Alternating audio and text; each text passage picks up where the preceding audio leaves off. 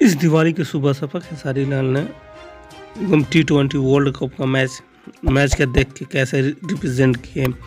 चलिए, आप खेसारी लाल का फैन है तो फिली चैनल का आप सब्सक्राइब जरूर करें और आगे भी शेयर कर दें। तो ये बता दें कि आज है हैप्पी दिवाली और दिवाली के शुभकामना करते हुए खेसारी लाल ने अपना ट्विटर हैंडल से किया है।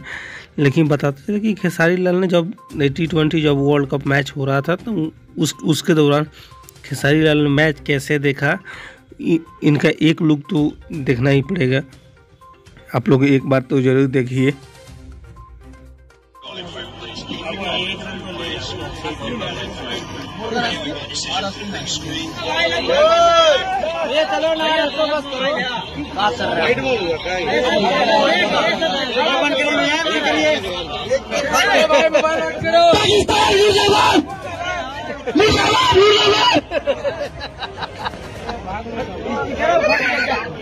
काम हो गया मेरा।